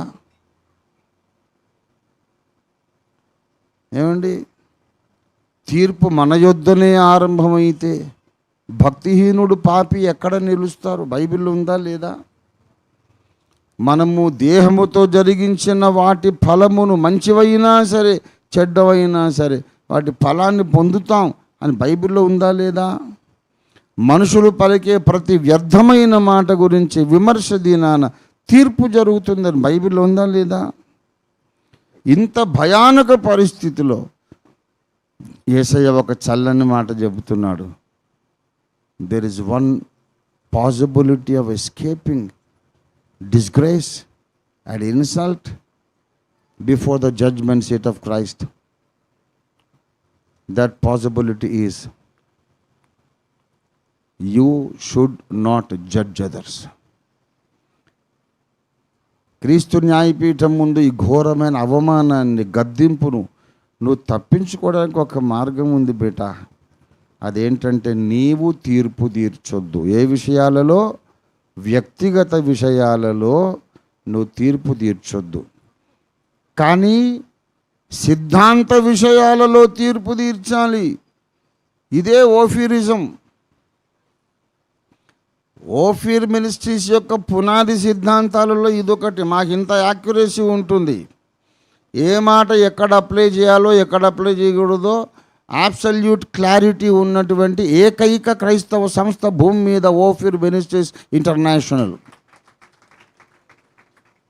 చిలకరింపు బాప్తిస్మము సరైనదా, ముంచడం బాప్తిస్మం సరైనదా అని అంటే, ఏమో బ్రదర్, ఏది తప్పో ఏది ఒప్పో మనం ఎట్లా చెప్పగలం? చిలకరింపు రైట్ అనుకున్నోనికి అది రైటు, ముంచడం రైట్ అనుకున్నోనికి ఇది రైటు. అందరూ దేవుని సేవకులే. ఏదైతేనేమి మనం తీర్పు తీర్చొద్దంటాడు విధవా. ఒరే, సిద్ధాంతాల విషయంలో తీర్పు తీర్చొద్దని కాదు, పర్సనల్ లైఫ్ విషయంలో తీర్పు తీర్చొద్దన్నాడు. సిద్ధాంత విషయాలలో తీర్పు తీర్చాలి. దేవునికి స్తోత్రం కలుగునుగాక. 1 యోహాను 4వ అధ్యాయం. 1 యోహాను 4. ప్రియులారా, అనేకులైన అబద్ధ ప్రవక్తలు లోకములోనికి బయలువెళ్ళి ఉన్నారు గనుక ప్రతి ఆత్మను నమ్మక ఆయా ఆత్మలు దేవుని సంబంధమైనవో కావో పరీక్షించండి. అబద్ధ ప్రవక్తలు బయలుదేరారు. వీళ్ళు ఏం చేస్తుంటారు? బోధలు చేస్తుంటారు. ప్రవక్త పనేంటి? ప్రవక్త పనేంటండి? బోధించడమే కదా, ప్రవచించడమే కదా. ఇది దేవుని సందేశం అని ప్రకటించడమే కదా ప్రవక్త పని. సో అబద్ధాలు చెప్పి ఇదే ప్రవచనం అనే వాళ్ళు బయలుదేరారు. So test them.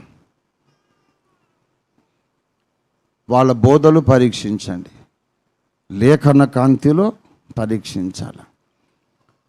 సో నేను 100% క్లారిటీతో చెప్తున్నా. ప్రతి ఒక్కరి వ్యక్తిగత జీవితంలోకి తొంగి చూసి, భూతద్దం పెట్టుకొని, టెలిస్కోప్ పెట్టుకొని, వాడి పడగదిలోకి, వాడి బాత్రూంలోకి చూసి ఈ పనికి మళ్ళీ చండాల పనులు నేను చెయ్యను. ఎవడి బాత్రూమ్ వాడిష్టం, ఎవడి బెడ్రూమ్ వాడిష్టం. కానీ నువ్వు బైబిల్ను వ్యాఖ్యానించడం మొదలు పెడితే నీ వ్యాఖ్యానాన్ని నేను తప్పక లేఖన కాంతిలో పరీక్షిస్తాను. అది లేఖనాలకు విరుద్ధమైతే దాన్ని జడ్జ్ చేస్తాను. ఇది తప్పని ఖండిస్తాను. నీ నోరు మూయిస్తాను. లేకపోతే వీడు మూర్ఖుడురా, బైబిల్ వ్యతిరేకంగా మాట్లాడుతున్నాడు, నమ్మకండని సమాజాన్ని హెచ్చరిస్తాను. అందుకే దేవుడు నన్ను పిలిచాడు, నియమించాడు, ప్రతిష్ఠించాడు. I'm here to reform the church, bring doctrinal perfection. సిద్ధాంతపరమైన పర్ఫెక్షన్ కొరకు దేవుడు నన్ను పుట్టించాడు, పిలిచాడు, అభిషేకించాడు, పనికి నియమించాడు, వాడుకుంటున్నాడు. I'm here for doctrinal correction. ఇండివిజువల్గా ఏమన్నా ఒకవేళ నాకు తెలుసు అనుకోండి, అప్పుడు నేను ఇంటర్నెట్లో మెసేజ్ అది వీడియో పెట్టను. సంఘంలో వాళ్ళ పేరెత్తి మాట్లాడను. డైరెక్ట్గా వాళ్ళ ఇంటికి నడిచి వెళ్తా. బ్రదర్, ఈ విషయం నాకు తెలిసింది, జాగ్రత్త, వెంటనే దిద్దుకోండి, ఈ తప్పులో కొనసాగకండి. ఒక 3 దినాలు ఉపవాసం ప్రార్థన చేసి దేవుని ముందు తప్పు ఒప్పుకోండి, క్షమాపణ పొందండి, కొత్త మార్గంలో నడవండి. నాకు తెలిసింది నేను ఎవరికి చెప్పలేదు, ఎప్పటికీ చెప్పను కూడా. నేను అవమానించడం నా ఉద్దేశం కాదు. నీ గురించి ఎవరితో ఇంకో థర్డ్ పర్సన్ ముందు మాట్లాడను. మాట్లాడితే ఒట్టు. But correct your self. నీ శ్రేయోభిలాషగా చెప్తున్నాను అని పర్సనల్గా చెప్తాను తప్ప ఫలానోడు మంచోడు కాదని వీడియో పెట్టాను. అట్లా పెట్టిన ప్రతి ఒక్కడు ఎదవన్నారా వెధవ.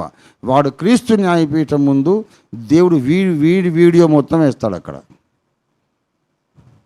అంటే మేమేం తప్పులు చేయలేదు, మాకేమి భయం అంటారు.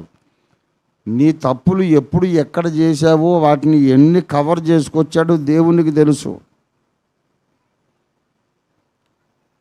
అందరి జీవితంలో దలీలాలు బత్షెబలు ఉంటారని కాదు, కానీ పైకి పోయిన తర్వాత అంతకన్నా ఘోరమైన నేరస్తునిగా నిన్ను దేవుడు తప్పక నిలబెట్టి తీరుతాడు. Because you are judging others. దావీదు సంసోను చేసింది ఎక్కువ తప్ప? ఆలోచించి సమాధానం చెప్పండి. సమాధానం చెప్పకుండా ఉండకండి, సమాధానం చెప్పండి. దావీదు చేసింది, సంసోను చేసింది ఎక్కువ తప్ప? కోరహు చేసింది ఎక్కువ తప్ప? అదేందండి, ఇంకోటి పెళ్ళాన్ని ముట్టుకున్నాడా, ఎవరినన్నా మర్డర్ చేశాడా? ఎట్లాగ ఎక్కువ తప్పయింది? ఈయనేమో ఏకంగా ఇంకో పురుషుని భార్యను ఆశించాడు, తెచ్చుకున్నాడు, ఆ భర్తను చంపించేశాడు దావీదు. దానికంటే కోరహు ఎక్కువ తప్పు చేశాడా?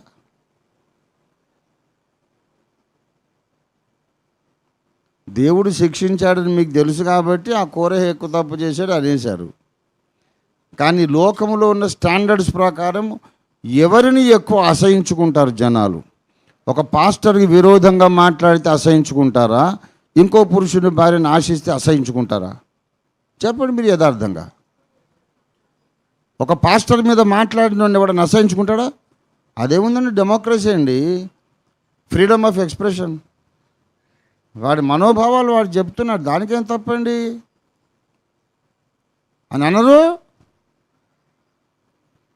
కానీ దేవుని జడ్జిమెంట్ సీట్ ముందుకు పోయాక వీడు వ్యభిచారి వాడు వ్యభిచారి నువ్వంటుంటే వీడు పెద్ద కోరహు అని చెప్పేసి దేవుడు నిన్ను అందరి ముందు దోషిగా నిలబెట్టి అగ్నిగుండానికి పంపించేస్తాడు.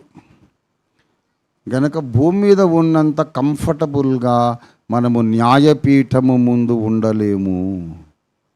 భూమి మీద ఉన్నంత హ్యాపీగా నిశ్చింతగా న్యాయపీఠం మీద మనం ఉండలేము. న్యాయపీఠం ఎదుట కంఫర్టబుల్గా ఉండాలంటే నువ్వు ఒక తెలివైన నిర్ణయం తీసుకోవాలి. సిద్ధాంతములను మాత్రమే నేను పరీక్షించి వాక్య వ్యతిరేకమైతే ఖండిస్తాను, వాక్య ప్రకారం అయితే నేను పాటిస్తాను. సిద్ధాంత పరీక్ష, సిద్ధాంత దిద్దుబాటు, సిద్ధాంత సంస్కరణ నా జీవిత ధ్యేయం. పర్సనల్ లైఫ్ వచ్చేసరికి ఆ పరిస్థితిలో నేను లేను గనక అక్కడ ఏం జరిగిందో నాకు తెలియదు. ఆ పరిస్థితిలో నేను లేను, ఆ సన్నివేశంలో నేను లేను. దానికి సామాజిక కారణాలు, ఆరోగ్య కారణాలు ఎన్నో ఉండొచ్చు. ఏ కారణంతో ఏం జరిగిందో సర్వజ్ఞుడైన దేవునికి ఒక్కనికే తెలుసు. ఎవరి గూర్చని ఏమన్నా నెగిటివ్ నాకు తెలిస్తే మోకరించి ప్రార్థన చేస్తాను. ప్రార్థన చేయమన్నాడు దేవుడు. ఎవడైనా తన సహోదరుడు మరణకరము కాని పాపము చేయగా చూస్తే వాడి కొరకు ప్రార్థన చేయమన్నాడు. 1 యోహాను 5వ అధ్యాయం. నేను వచనం చెప్పానా? మరి వాళ్ళు ఇట్లా తీయాలా అంటే నీ ముందు ఒకటి దూరుతాడని నీ భయం. 1 యోహాను 5వ అధ్యాయం 16వ వచనం. ఆ మొదలు పెట్టి చదవని రాదయ్యా.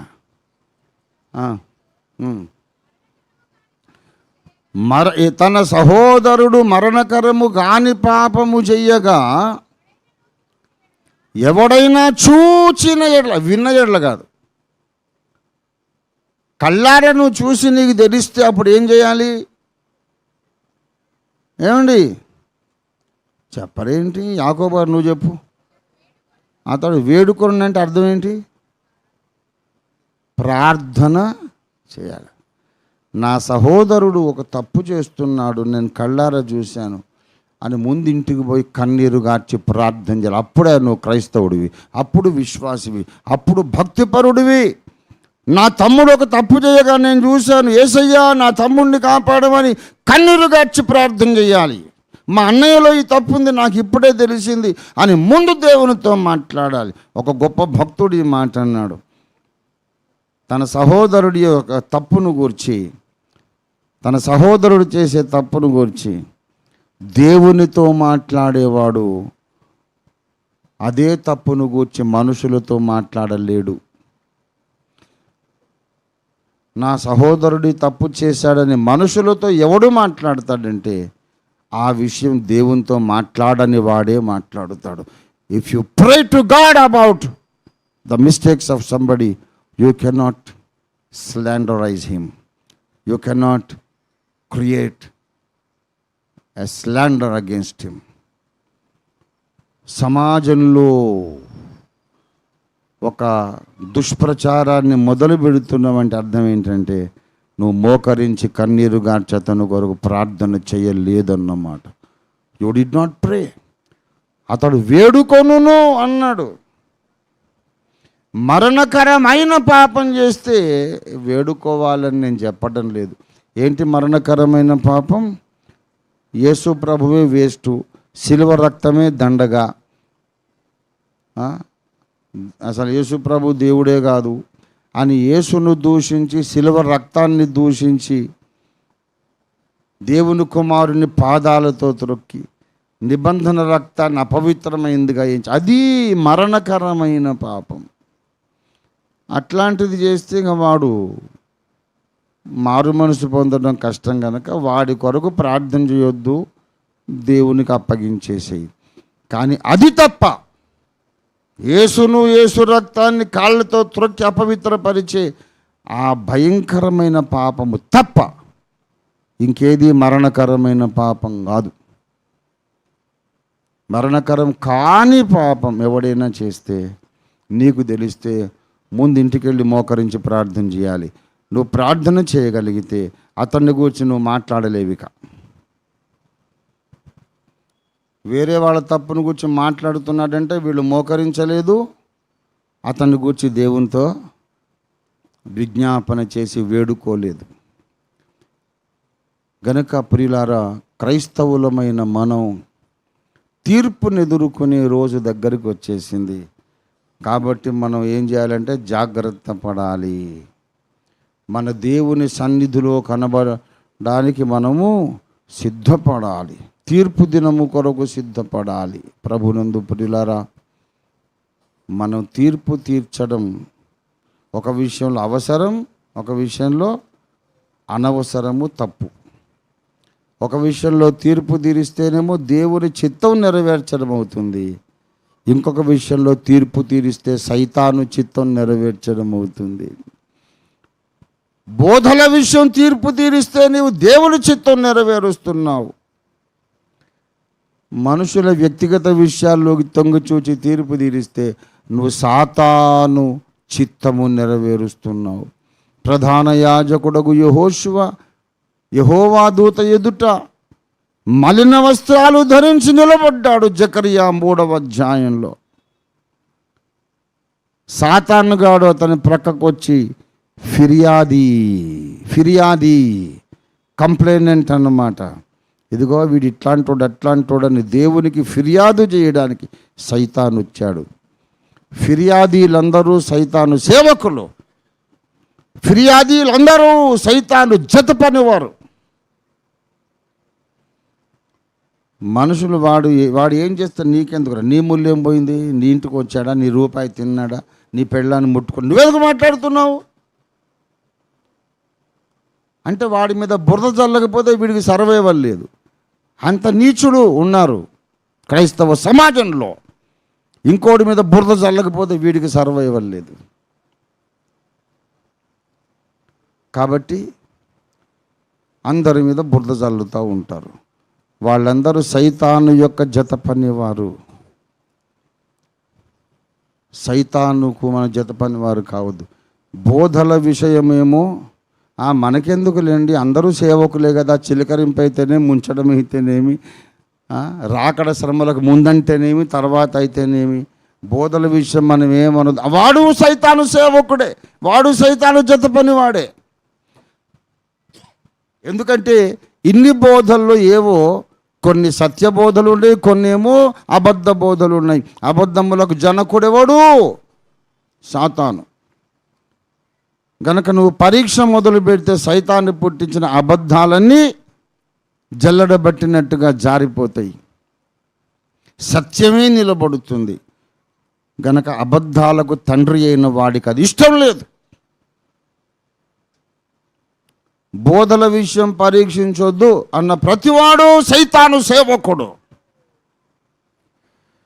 వ్యక్తిగత విషయాలు అనవసరంగా పట్టించుకొని మాట్లాడే ప్రతి ఒక్కడు సైతాను సేవకుడు. ప్రభు త్వరగా రాబోతున్నాడు. దేవుని ముందుకు నువ్వు ఏ హోదాలో వెళ్తావో, ఇక్కడ ఉన్న వారిని, భూమి మీద ఉన్న ప్రతి క్రైస్తవుడిని నేను సవాలు చేస్తున్నాను. దేవుని ముందుకు నీవు సాతాను జత పనివాడిగా వెళ్ళి నిలబడతావా తీర్పు దినాన? లేకపోతే ఇతడేం తప్పు చేశాడు సాతాను? అగ్నిలో నుండి తీసిన కొరివిలాగా ఉన్నాడు యెహోషువ. యెహోవా నిన్ను గద్దించును గాకని చెప్పిన యేసయ్య జత పనివాడుగా నీవు వెళ్ళి నిలబడతావా తీర్పు దినాన? చాలా సీరియస్ క్వశ్చన్. ఎవరికి వాళ్ళే తీర్మానించుకోండి, సిద్ధపడండి.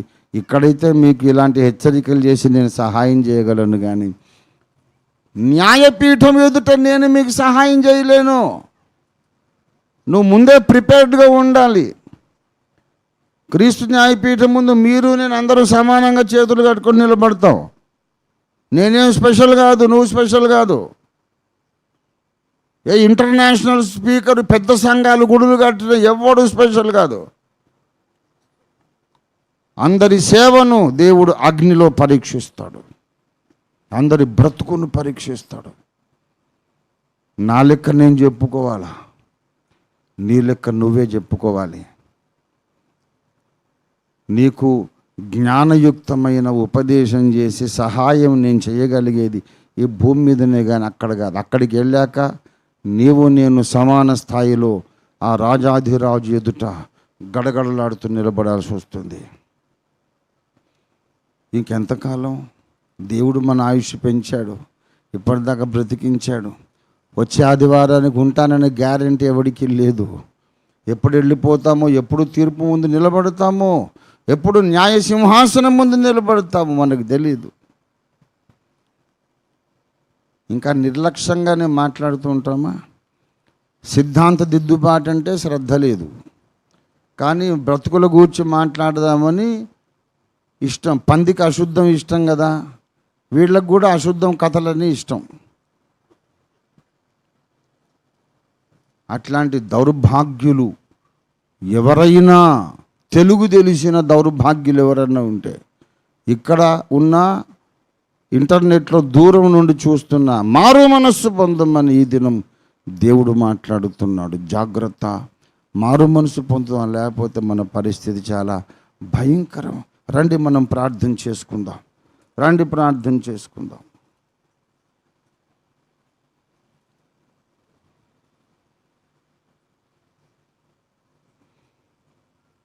తీర్పు తీర్చు మనుష్యుడా, నీవెవడవైనను సరే నిరుత్తరుడవై ఉన్నావు. ఎందుకనగా తీర్పు తీర్చు నీవును అట్టి కార్యములనే చేసి ఉన్నావు కాదా? ఇది దేవుని వాక్కు,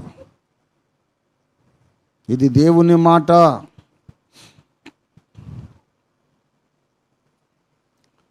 క్రీస్తు న్యాయపీఠం ఎదుటికి వెళ్ళేటప్పుడు సిగ్గుపడనక్కరలేని వారుగా ధైర్యంగా మనం వెళ్ళాలంటే, భూమి మీద ఇంకొకరి మీద బురద చల్లని వారుగా మనం ఉండాలి. బురద చల్లిన వాడిని కాపాడకుండా వాడిని అందరి ముందు బయట పెట్టే వాళ్ళుగా ఉండాలి. బురద చల్లాలంటే ఒకడు గడగడ వణికి చచ్చేటంత భయం పుట్టించే వాళ్ళుగా మనం ఉండాలి. బురద జల్లే కార్యక్రమాన్ని మనం ప్రోత్సహించకూడదు. ఆ బురద జల్లుడు మనస్తత్వాన్ని మనం బ్రతకనీయకూడదు. అప్పుడే మనము క్రీస్తు న్యాయపీఠం ముందు ధైర్యంగా నిలబడతాం. దేవుడు అంటాడు, కుమారుడా, నువ్వు సరైనటువంటి కొలబద్దతో అన్ని విషయాలకు తీర్పు తీర్చావు. ఎవరిని అన్యాయంగా నువ్వు నిందించలేదు కనుక నేను కూడా నిన్ను దోషిగా తీర్పు తీర్చను. వెళ్ళు, నిత్య జీవాన్ని స్వతంత్రించుకో. జ్యేష్ఠుల సంఘం యొక్క మహోత్సవంలో పాల్గొందువు కానీ పద మహిమలో ప్రవేశించమంటాడు. మన భూమి మీద, ఈ భూమి మీద మనం ఈ బ్రతికే ఫైనల్ కాదు.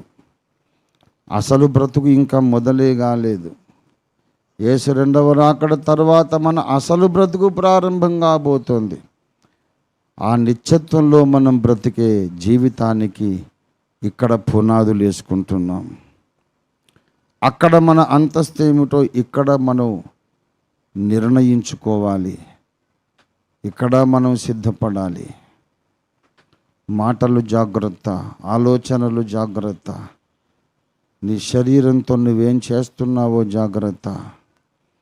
దేవుడు ఆజ్ఞాపించిన పనులు నువ్వేమి చేయటము లేదో దాని విషయం జాగ్రత్త. దేవుడు వద్దన్న పనులు చేసినా తప్పే, పాపమే. దేవుడు చెయ్యమని ఆజ్ఞాపించింది నువ్వు చేయకపోయినా నువ్వు పాపివే, దోషివి, అవిధేయుడివి, అవిధేయురాలివి. There are sins of do's and don'ts.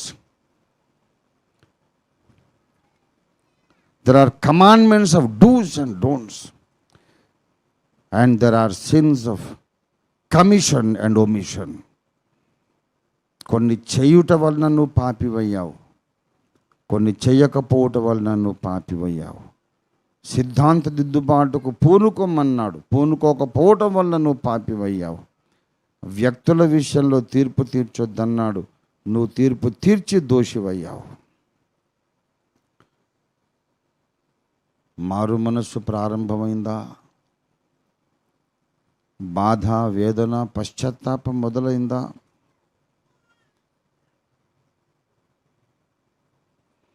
దావీదు రాజు దీనుడై వేడా, దావీదు రాజు దీనుడై వేడా, అవనిలో పొందిన నష్టములన్నీయు, అవనిలో పొందిన నష్టములన్నీయు దేవా నీవు సమకూర్చితివే, దేవా నీవు సమకూర్చితివే. కరుణించి తిరిగి సమకూర్చు ప్రభువా, కరుణించి తిరిగి సమకూర్చు ప్రభువా. క్షమాపణ నిన్ను వేడుచున్నాను, క్షమాపణ నిన్ను వేడుచున్నాను. పాపపు విషముతో నా పాత్ర నిండెను, పాపపు విషముతో నా పాత్ర నిండెను. ప్రభు యేసుడను పిండిని కలుపుమా, ప్రభు యేసుడను పిండిని కలుపుమా.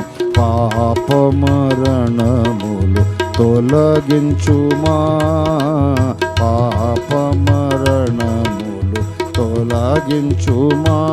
ఆ కరుణించి తిరిగి సమకూర్చు ప్రభువా, కరుణించి తిరిగి సమకూర్చు ప్రభువా.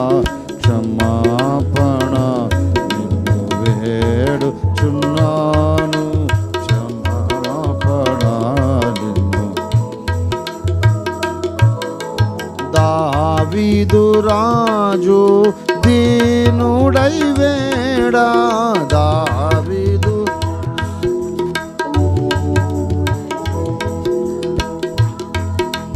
పొందిన నష్టములన్నీయు,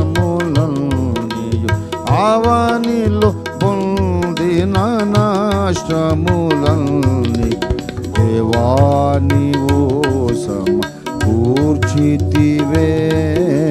దేవా నీవు సమకూర్చితివే. కరుణించి తిరిగి సమకూర్చు, కరుణించి తిరిగి సమకూర్చు ప్రభువా. క్షమాపణ నిన్ను వేడుచున్నాను, క్షమాపణ నిన్ను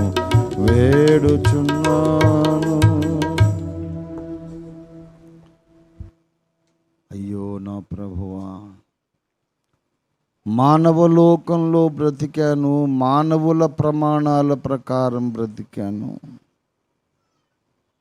న్యాయపీఠం ముందు నేను నిలబడినప్పుడు ఈ లోకపు ప్రమాణాలు పనికిరావని మరిచిపోయాను. అందరూ మనుషుల్లాగా నేను మాట్లాడాను, అందరు మనుషుల్లాగా నేను ఆలోచించాను. ప్రభువా, నన్ను క్షమించయ్యా.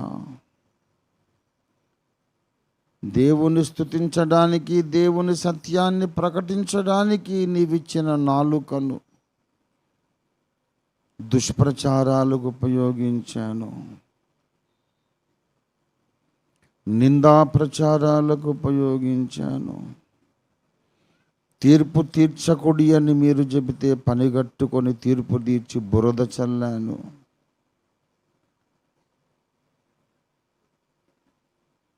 పరీక్షించవలసిన బోధల విషయంలో నిర్లక్ష్యం వహించాను. యేసు జత పనివాణ్ణి కాలేకపోయానేమో, అనేకసార్లు దుష్టునికే సహాయకరంగా నేను బ్రతికానేమో. యేసయ్యా, నన్ను కరుణించు. కరుణించమని అడగడానికి యోగ్యత లేదయ్యా, కానీ నాకు వేరే దిక్కు లేదు. దయతో క్షమించు, నన్ను కరుణించు. విన్న వాక్యపు కాంతిలో, దేవుని ముఖ కాంతిలో నీ రహస్య పాపములు బయల్పడుచుండగా అలాగు నువ్వు ప్రార్థన చేయగలవా? Can you pray? Can you repent? Can you regret for your own short Cummins and mistakes? లేకపోతే నువ్వు అంత పర్ఫెక్ట్గానే బ్రతికాను అనుకుంటున్నావా? చాలా పర్ఫెక్ట్గానే మాట్లాడిన అనుకుంటున్నావా? అసలు మారు మనసు ఉందా నీలో? పశ్చాత్తాపం ఉందా నీలో?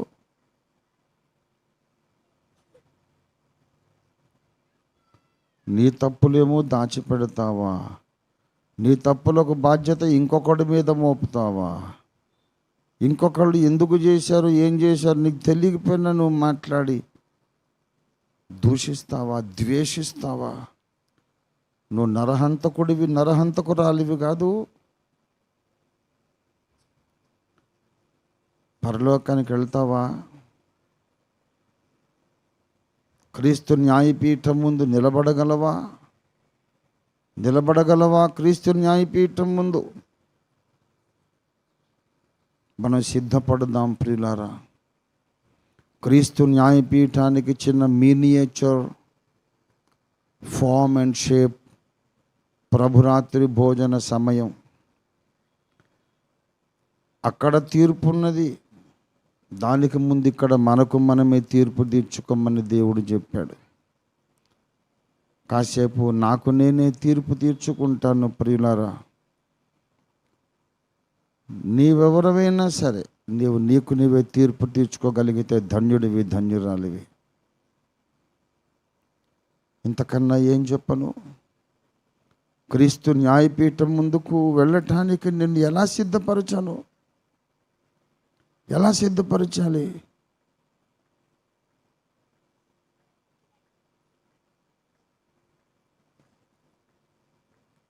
న్యాయంగా ఆలోచించు.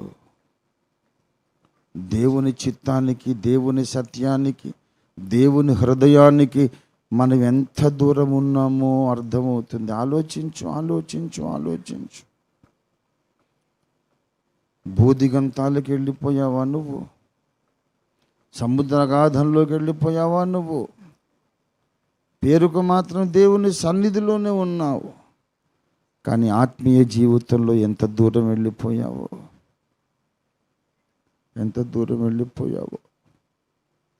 ఈ స్థితిలో నువ్వు కన్ను మూస్తే ఎలాగా? ఈ స్థితిలో ఈ దేహాన్ని వదిలేస్తే ఎలాగా? ఇదే స్థితిలో నువ్వు వెళ్ళిపోతే ఎలాగా? ఏ ముఖంతో ఎదుర్కొంటావు దేవుణ్ణి? The thought is very frightening and terrible. ఇలాంటి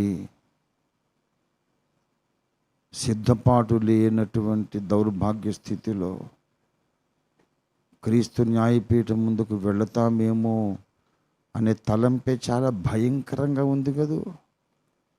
దేవుడు దయామయుడై దిగి వచ్చి మాట్లాడాడు. మారు మనసు పొందడానికి అవకాశం ఇస్తున్నాడు, మారు మనసు పొందమని పిలుపునిస్తున్నాడు, మారు మనసు పొందడానికి సమయం ఇస్తున్నాను. మనం మారు మనసు పొందుదాం. నేను మారు మనసు పొందుతాను, నువ్వు మారు మనసు పొందు. మనందరం మన జీవితాలను, మన బ్రతుకులను, గత వారం నడిచి వచ్చినటువంటి జీవిత ప్రయాణంలో మనం వేసిన ప్రతి అడుగును దేవుని ముఖకాంతిలో పరీక్షించుకుంటూ, మన దోషాలు మనం ఒప్పుకుంటూ, పరిశుద్ధాత్మ సహాయంతో మారు మనసు పొందుతూ, యేసయ్యా నీ రక్తముతో నన్ను కడగమయ్యా అని వేడుకుంటూ, యేసు రక్తపు నదిలో స్నానాలు చేస్తూ, మన వస్త్రాలు, జీవిత వస్త్రాలు యేసు రక్తపు నదిలో ఉదుక్కొని తెలుపు చేసుకుంటూ ఉండగా, అందరికీ స్నానాలకు సమయం ఇస్తూ, నేను కూడా స్నానానికి ఉపక్రమిస్తూ, మరి కాసేపు ఇక నేను మాట్లాడను ప్రియులారా. దయచేసి సమయాన్ని సద్వినియోగపరచుకోండి.